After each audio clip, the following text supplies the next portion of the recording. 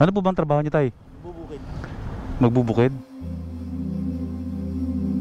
Anong helmet po ginagamit niyo? Ano lang ako, yung may cover. Ah, yung half face lang. Wala po kayong ano? Wala po kayong helmet na tawag dito na maayos?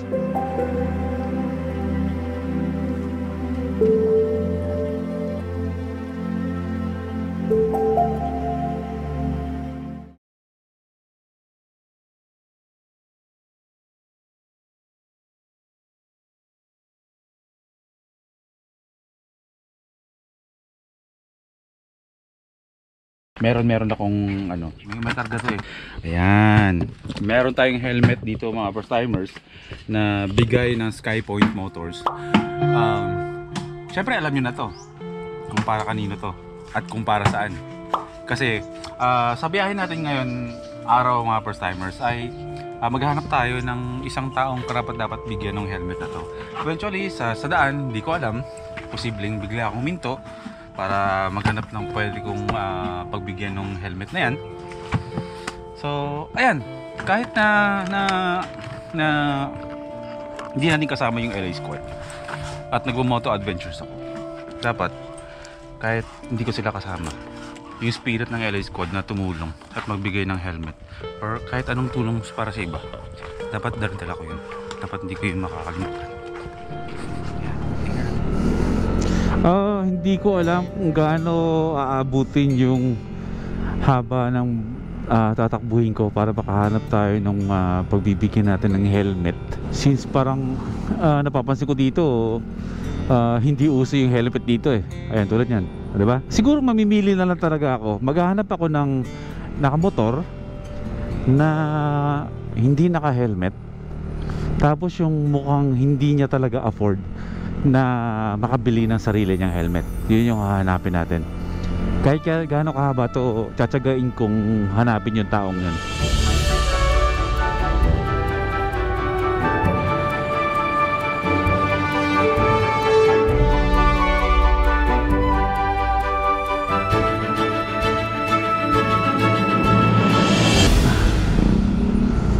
Ito kaya si kuya. Tingnan natin. May pulis din sa lukuran. Shoot, si tatay. Ito yun. Tika lang. Nasaan si kuya? Saglit nga lang, hintuan natin. Sayang, bigla siya nawala.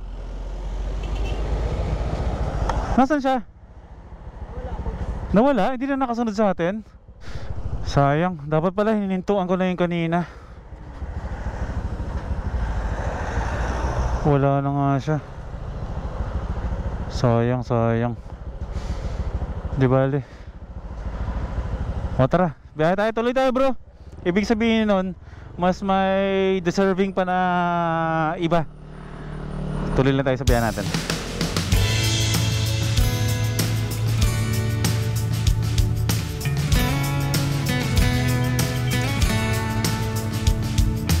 Ngayon nasa Angat, Bulacan na tayo, pero wala pa rin tayong nakikita.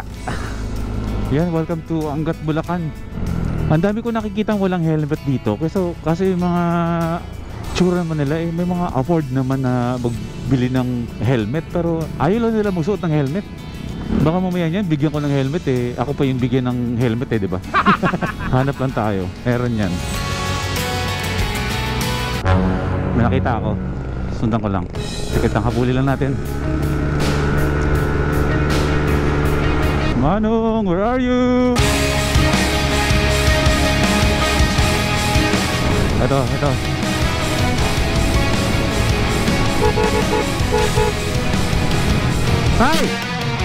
Tay!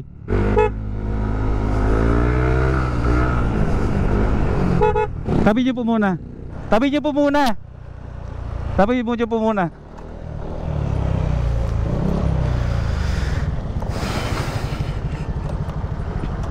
Tay, bakit di po kayo naka-helmet? Kakarga lang. Pero nag-helmet po talaga kayo? Galing lang ako sa bukid eh. Anong helmet po ginagamit nyo? Ordinary lang ako. Yung ordinary lang. Pero delikado pa rin yun tayo ng ano may katungkulan po ako na umiikot-ikot po ako para tumingin-tingin po ng mga rider po na hindi po naka-helmet kasi sa sitwasyon po natin ngayon hindi po natin alam yung ano aksidente. Kasi ako eh. Ano po bang trabaho niyo tay? Bubukid. Magbubukid? Anong helmet po ginagamit nyo? Ano lang ako, yung may cover. Yung half face lang. Wala po kayong ano? Wala po kayong helmet na tawag dito na maayos? Paano pag lumayo po kayo ng ano? Pakaraniwan lang po sa bayan, nagta-tricycle lang po kami. Nagta-tricycle lang po kayo. Pero sana po no makabili po kayo ng maayos na helmet po. Hindi ganito tay. Wag na po nating ano. Ako po talaga nag-iikot lang po ako kasi meron po akong ibibigay sa inyo. Kasi nakita ko po kayo na kanina pa po ako nanggaling pa po ako ng Malolos, Bulacan. Naghahanap po ako ng mga mga taong nagra-ride po na hindi po naka-helmet. So, hindi naman po ako nananakot. May ibibigay po ako sa inyong regalo. Na kahit po papunta po kayo ng bayan, eto po tayo. Ayan. Maraming Ayan po. Kahit malapit lang po yung pinupuntahan nyo at malayo po, magsuot po kayo ng helmet po lagi kasi hindi po natin alam kung saan po yung disgrasya na nag-aantay sa atin. So, prevention pa rin po ang mas okay po sa atin. So, ayan po, isa po akong moto vlogger adventure. Gumagawa po ako ng mga biyahe ng nakamotor. Pero may mga sponsor po tayo na magaganda yung loob na nagbibigay po ng helmet sa akin para ipamigay po natin sa mga taong walang helmet po. Kaya po kanina sa simula, tinanong ko po kayo kung anong klaseng helmet po yung ginagamit nyo. Sabi nyo po, half face. So, ito po, galing po sa Skypoint Motors po ay binibigay po ito para sa inyo. Isuot nyo po lagi. Isukot nyo po tayo. Para ano, para at least kahit bumibiyahe-biyahe kayo, may helmet po kayo. Salamat po, sir. Ayan. Tulungan ko po kayo. Ayan po. Sige nga po, sukatin nyo nga po kung babagay sa inyo.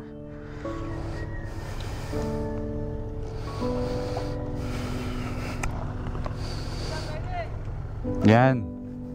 Kasya po ba tay? Kasya, tignan nga natin kung kasya. Kasya po sa inyo?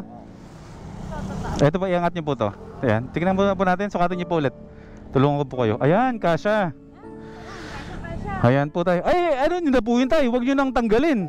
Isuot nyo na yan. Ayan. Maraming salamat na lang po, sir. Opo.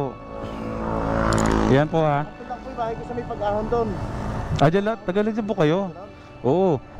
Wala po yun kasi wala po kayong helmet. Mamaya niyan, alam mo naman yung hindi po natin masasabi yung buhay. Minsan, paglabas mo ng bahay, pwede kang mangyayari sa'yo. Iba pa rin po yung may suot po kayong ano. Kaya, ayan po, tatanggalin na po natin to. Ayan. Para pwede nyo na pong gamitin yan sa biyahe ninyo po. Ano ulit pangalan nyo tayo? Guillermo Cruz. Guillermo Cruz. Ayan po tayo ha. Pagka alaking dagawi kayo yan, doon kayo kumain sa bahay. Sige po. Sige po. Guillermo Cruz po. Itatanong-tanong ko na lang po dyan. Pagka-akit po dyan, di ba? Akit po tayo dyan. Sige po, Tatay Guillermo. Maraming salamat po. Mag-ingat po kayo. Ayan. Sige, picture tayo doon. Yan. Opo, mag-ingat po kayo. Mag-ingat po kayo. Sige po. Okay.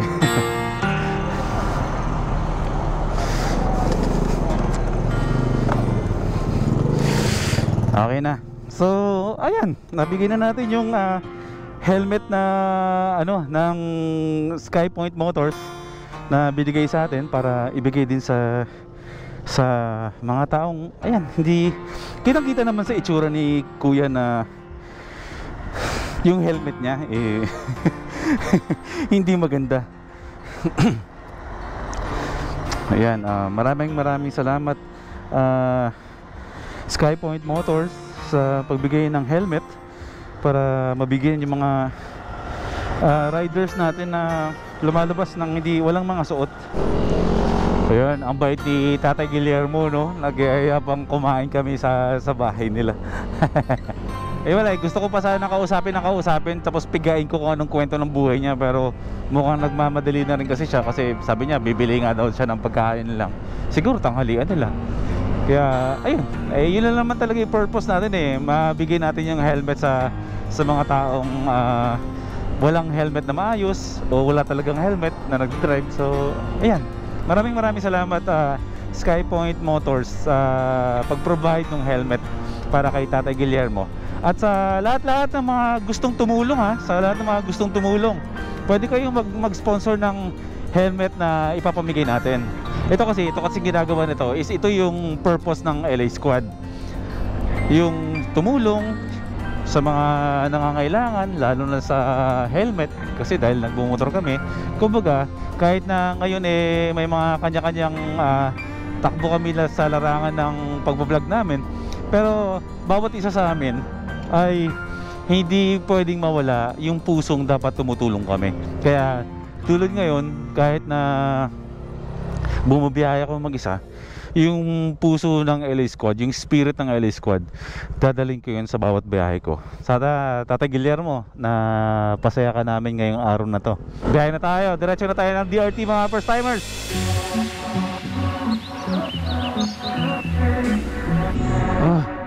Hindi yan fog alikabok yan. Hey, I don't get what this is about.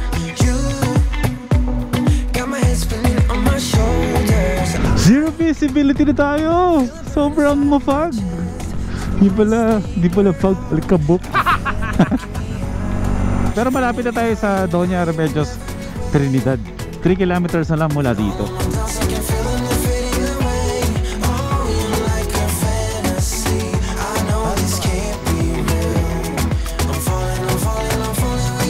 Baka Bird Street to everybody's milk. Like I'm lucid dreaming, got me flying high.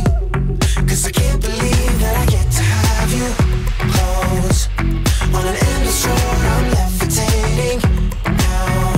In one of those lucid dreams. Ayun, nabili na pagkain. Yan. Wow, sarap. Abi ginagawa. Doon lang pala pwede maligo. Wag dito. Saan po pa diretso yan, kuya? Patawid din doon lang din. No. O balik tayo, doon tayo sa kabila kasi may ginagawa dito Pero doon masarap maligo. Pero balik tayo. Doon tayo sa kabila? Doon sa sinasabi mo? Salamat kuya, mga kuya. Adventure is real.